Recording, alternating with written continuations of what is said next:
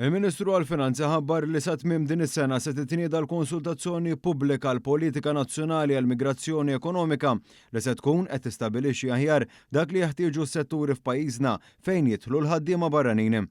Dan jibni wkoll fuq l-istħarriġ li kien sar mill-entità governattiva Jobs Plus dwar l-ammont ta' ħaddiema li jeżistu fl-oqsma tal-food couriers u tal-Y-plates waqt li tenna li pajjiżna wasal biex iħares lejn il-pass li jmiss fl-iżvilupp tiegħu, partikolarment biex naslu għall-ekonomija ta' valur miżjud.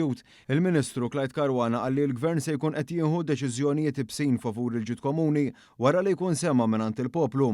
U dan għax il-Gvern jemmen f'politika fejn il-Maltin u l-Awċin irridu jgħixu sereni f'pajjiżhom. Dan ukoll se jsir bl-integrazzjoni ta' skills pass fl-industrija tal-ospitalità li nbeda din is-sena biex ikun hemm titjib fis-servizzi offruti fir-ristoranti u l-lukandi lokali kemm għall-Maltin u l-Awċin stess kif ukoll għall-barranin li jżuruna.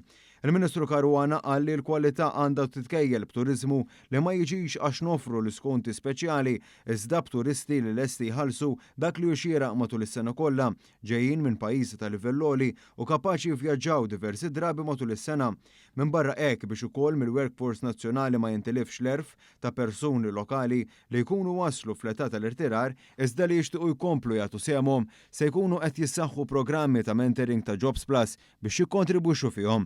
Hawn tal-individwi lokali se jkunu jistgħu jgħaddu l-esperjenza u l-għarfien tagħhom lil ħaddiema iżgħar ma' kumpaniji interessati waqt li jirċievu għotja li ma taffettwax il-pensjoni tagħhom.